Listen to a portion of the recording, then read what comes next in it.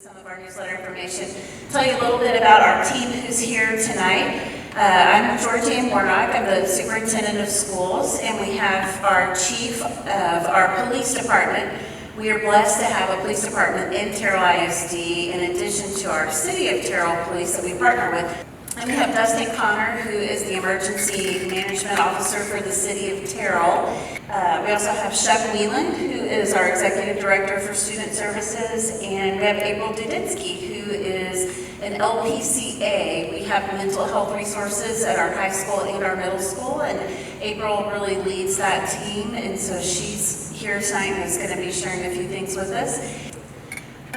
We have an emergency operations plan for the district, and it is comprehensive. It covers everything from if we had a hazardous waste spill, if there was a train derailment, if we have to evacuate everybody, if we have to keep everyone inside, if there was a fire. We even have drought plans in our emergency operations procedures. But the thing that is really on everyone's minds and heavy on our hearts after the tragedy in Uvalde this summer is really what do we do in the scenario where we would have, God forbid, an active shooter. And so that's what we're really going to focus on tonight in talking about our plans around active shooter. The first thing that we really want parents to do is to make sure your emergency contacts are updated. We update emergency contacts in the parent portal, and for whatever reason, sometimes you have a change of phone number, you've moved and have a change of address. We often have trouble getting information to parents because we don't have correct phone numbers in our system. So just look, every time we go on a break this year, we're going to be committed to sending out reminders to make sure that your phone numbers are all up to date. We had to close early at furlough last year because of a power outage issue. We had some parents that were really upset they didn't get the information, but it's because we didn't have accurate phone numbers in our system. The next is to subscribe to Remind. If you haven't already, those are all of the Remind codes for each of our campuses, and that's where campuses send out a lot of information. I just saw, did you register? Yes, we are on it, we got it. You're going to get more information than you could ever want, but it's just a great way to keep updated. Anytime we send out information as a campus or as a district, we're going to send it out on Remind. And emergency information will also go out through a school messenger, which uses our phone contacts in our system. I'm going to take you a little bit behind the scenes, some things that people don't realize that we have. But we have a police station room with our police department that has extensive camera systems. So we're going to turn it over to Chewy, Chief Chewy, and let him talk a little bit about this. Good evening. So what you're looking at is our main, we call it the video board, and we can access any school in the district, including the administration, the stadium, and even the Excel. Say somebody's coming into the building, and we can access this map, and we can follow them as they go. So as you're going down the hallway, there's little icons, I know it's hard to see, is a camera. So we can click on the camera to see as he's going down the hallway, and then we can come back to it and follow throughout the thing. The whole time it's recorded. Like I said, we can zoom in and out as needed. But we're in the process of getting that done to all the schools. We have a safety meeting tomorrow, and that's open to invitation. That we have many members on our committee on the far side. We have school board members, we have parents, we have staff members, we have members from our police department, we have members from Terrell PD. Terrell PD Police Department on it. We have Dustin Connor, who was introduced earlier for Terrell Emergency Management. We have a person from Terrell Fire Department on there. Kaufman County Emergency Management, Steve Huey is on there also.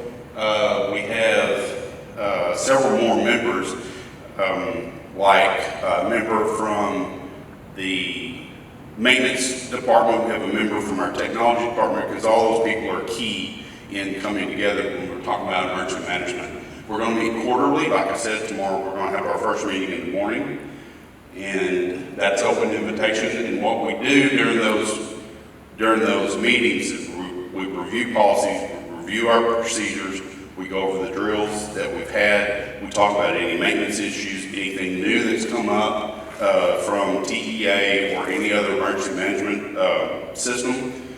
And we just like to get the information out to our members that are on the committee. There's a couple of different audits that we have happening right now. So every third year, we have a safety audit where we bring in an external agency to come in and do a review for us. We are not due for that safety audit for another year, but we're going to go ahead. We're bringing in a retired FBI expert to come in and do an audit of our facilities and an audit of our training. And so he'll be coming this fall. We're also doing door audits. That is happening weekly, that our police team is out doing door audits. And this year, TEA, I was on a call today with the Commissioner of Education, where we are going to have auditors coming into every district in the state of Texas, and they're going to try to come into the campus, and we'll try to do that at 3 exterior doors, and there's going to be a process. Those are unannounced audits, so we're glad for that, to have additional feedback about our procedures. We do quite a bit of drills and training, and so it's something that we have two secure drills that we do, lockdown drills a year, one in the fall, one in the spring. We have evacuation drills, weather drills, fire drills. All of those are scheduled by September 1st for the year for every campus, and we track and monitor those drills. Our law enforcement goes through quite a bit of training. They're all alert trained and have also some engaged in GRACE training. Our staff is all trained, and Chief Chewy's about to walk you through all of the training that the staff has, because we want to have common language, that our law enforcement, our teachers, and our students are all speaking the same language. So everyone in our buildings has that training. And then every month, we're doing tabletop scenarios with our administrative team. So thinking through, what happens in this scenario, how would you manage it, how would you handle it, and then thinking through, does everyone in our campuses have that same training? So principals do that monthly and then take it back to their staff to do those kind of tabletop scenarios. Okay, just to summer off, we had a active shooter drill with Crandall that involved not only us, Crandall ISD, Crandall Police Department, Terrell Police Department, Forney Police Department, Forney Constable's Office out of Terrell. We started as an active shooter scenario, and then we worked it through the whole drill from that moment through the evacuation of the school and evacuate patients and those that are not hurt. So it's a full-blown drill, very insightful. There's a lot learned of what we did right, what we did wrong, and what needs to be improved. So the SRP, Standard Response Protocol, it was founded by parents out of Colorado whose daughter unfortunately was involved in a hostage situation and ended up losing her life that day. The last text they got from her was, "I love you guys." And they founded the foundation. Her name was Emily Keys. She was 16 years old. So, tactics are intel-driven. All that means is we need intelligence to learn what's going on in the school. All right. So one of those tactics is what we just did with the drills. One of the reasons for that is that the environment dictates what we're going to do. So what's going on in the school is going to dictate what we do, how we respond. If it's an active shooter, where is it at, and how we're going to respond to that. If it's here, we're going to have a different response. If it's here, with a room full of people here, then we would inside the hallways of the school. So, shared lexicon. The reason we're doing this is because we want all the students, like Dr. Warnock said, to be on the same language. All right? If I'm talking to a teacher and a student about lockdowns, we want them to understand what we're talking about. Most of Coffee County uses this, so if I can go to Crandall and say, hey, we're having a lockdown, we're using the same language. Right? We're not lost. And one campus is not using different language in reference to a lockdown. We're using it throughout the district, so we're all on the same language. So these are the symbols that we use. and I'll give you a brief explanation on each one pretty quick. A whole, all it means is that there's something going on. There's a medical emergency, there's paramedics or, a teacher or a student passed out, so we just need everybody to stay out of the hallways, okay? So you continue teaching, you're in your classroom. If the passing period bell rings, you just stay in your classroom. So security. Security means there's something going on outside the school. So we're gonna secure the classrooms, the building. We're gonna secure the building, nobody in and out of the building. If we have PE going on, we're gonna bring those students inside, take them over to the gym. But we're gonna bring all the students inside, and nobody's gonna come in or out of that building. During secure, teaching keeps going on. Okay, it's almost like a hole, but in the hole, you're just keeping them out in the hallway. And the secure, if the passing bell rings, you can still pass these periods and stuff. You just can't go outside the building. So lockdown, that's what one most people hear about. Locks like out of sight. So we're going to secure and lock down the school, everybody. All right, that includes the administrative staff that's in the office. Everybody's going to go in their respective places to hide, lock the doors, turn off the lights, and they're going to stay there until either the police officers or administrator, if it's a drill, there'll be an administrator with us until we unlock the door. So evacuate, we're just going to evacuate to a location. That's fire drill. Everybody's familiar with the fire drill. You evacuate the school. But on evacuation, we're going to go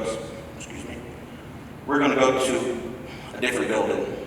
Shelter, what you think of a shelter, it's like a tornado drill. Okay? We're going to shelter in place. It could be a hazardous, hey, don't go outside because there's something that we're going to shelter in place. Reunification, I'm going to Shep, if you want to come talk a little bit about this. Reunification, if there were to be an incident at a campus, and it could be for a lot of different things, but really it's important that parents know we have reunification sites and a very systemic process that we would be using to connect parents back with students away from the site where the incident happened. So Shep will talk a little bit about that. We have several sites in the district that are for reunification purposes, depending on where the emergency is. One of those sites is our Excel Center, which is over by the middle school. We have this facility, the PAC, as a facility, and then if we need to, we also have the MAC, which is the multi-athletic purpose complex over there if we need to go and do some things. The reunification process is also on the I Love You Guys Foundation website. It's called the SRM, Standard Reunification Model. And basically, in a nutshell, it's a double-gated system where students will be held in one place, parents will be directed to go to another place. We will have staff members from a lot of different departments trying to match students with parents. One of the key things there is to make sure that we know that parents are getting the correct kids, and we're keeping up with who's there, who we're letting go in that process. The thing is about reunification that just as a mom, I have 4 kids. I'm going to want to go exactly to where they are right then at the school. And we've seen in some of the studies that our security experts look at that when we have a mass arrival at the campus where the incident's happening, then it limits the ability for emergency responders to get in. There was, Dustin, were you sharing about that ambulances couldn't get in to treat victims because there was so much parent traffic at a place? So really saying, please go to this site and wait, and we're going to get your children over there as soon as possible. When we do communicate in the event of emergency, be reminded Facebook, we won't be responding to individual messages, and that's just something for parents to know. We're going to put out information as we are able, as we're managing what's ever happening inside the building, but that we'll be putting it on all of those media.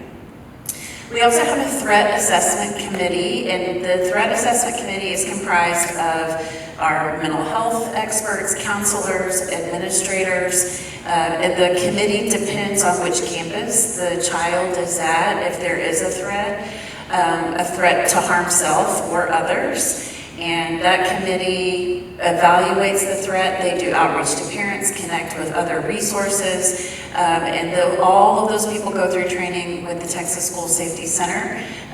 It's an online training and then also some live training. So we're going to turn it over to Ms. Tujinsky. One of the things I wanted to talk about was some signs to look for in case your kids may be experiencing some safety issues. Some of the signs to look for are lack of empathy for others, insubordination, or just anger issues. A lot of the signs are just normal kid issues that you would see daily. So I always like to tell parents the biggest thing you can look for is a change in their normal behavior. So if you see a sudden change in behavior, you know your kid better than anybody else. If you see a sudden change, then reach out to one of us at the campus, and we will help you kind of evaluate your child and see if there's something going on and see if there's other resources you might need. And then some tips are just keeping open communication with your child. Like so many kids, especially when they get into middle school and high school, they worry about talking to their parents because they don't want to upset you guys. And so keeping that open communication with your kids, letting them know, like, I may not like everything you have to say to me, but I would rather you tell me than not tell me at all. And then the biggest one alongside with that is monitoring their social media. We give kids cell phones, and it's almost the same responsibility as giving them a car, and we don't train them on their cell phones. So making sure that you are actively helping them learn, how do I use this device? How do I appropriately use it? How do I set limits for myself? And then a great online resource for parents, because technology is always changing, is the nationalonlinesafety.com. So you can see some of the flyers up there that they have. You don't have to download the flyer, you can just look at the pictures online. But they have literally every new app that comes out gets screened by this company, and these are all free resources for parents. So it tells the parent what is the app, what all can kids do on that app, what are some safety concerns you should have if your kid uses the app, how do I use the parent controls on it, how do I teach my kid how to set limits on it and block location settings, things like that. And it also gives an age requirement, so they kind of screen it and say, this is about the age we would recommend a kid using this app or this website. So we have a really strong homeschool partnership is our goal. And again, we have those resources with our campus counselors. We have a district social worker. We have the LPCA, Ms. Dudinsky. We've added another LPCA at the middle school. We're looking to increase some of that support for elementary as well. I think we've added 6 counselors in the past 2 years in addition to what we already have to be additional mental health support. We also have a really strong city-school partnership. We know that were there to be a big emergency, our ISD police would be first boots on the ground, but they would not be able to respond without help from partner agencies. So Dustin Connors here from the city to talk a little bit about that partnership. We're fortunate to have a good working relationship with the school district. In the time that I've been here, we've gone through COVID together. What that was going to look like for our students and for staff. We've worked through response plans and emergency planning. We have constant conversations with the district about their emergency management plan, how our emergency management plan affects them, how our response to incidents throughout the city will affect what's happening at individual campuses or district-wide. We've started the conversation about reunification and how we're going to be able to support that, because that's going to be a bigger project than any of us are going to be able to handle on our own. So how are we going to pool these resources from across agencies to make sure that that's successful and that it's as seamless as possible. The exercise that I talked about, the active shooter drill that we're working on with the district now, we'll do some more stuff in the fall too. We want to continue that relationship. Terrell is growing, the community is growing, our population is growing. We see more and more in the workforce. And so it gives us new challenges all the time, and we're going to exercise those things together so that we can make sure that we're as prepared as we can be. So one of the things that we want to encourage our parents to do, if you're not already, is to be registered to vote. We are going to be bringing next Monday, actually, to our board a recommendation for a bond election. And that bond election is going to, our recommendation to the board is a $115 million bond election. And what that will be for is, in addition to a new elementary school for growth, in addition to making this campus more secure and safe, our high school has multiple buildings that will be able to connect the main part of the academic space, have a secured vestibule entry, and then make this school be able to grow in size. Right now we serve 1,400 students. We'll be able to serve up to 3,000 students at this campus with some of the renovations here. But for the scope of this conversation, we're also including, I'd say, close to $6 million in additional safety and security enhancements. So those include some weapons detection system, again, a secured entry vestibule, which we have at every campus except here at the high school. Access points for secure entry, like key card fobs, where people can key card into exit doors. That's also really helpful for law enforcement as they're coming in. They're not fumbling with keys, but can quickly gain access into the building.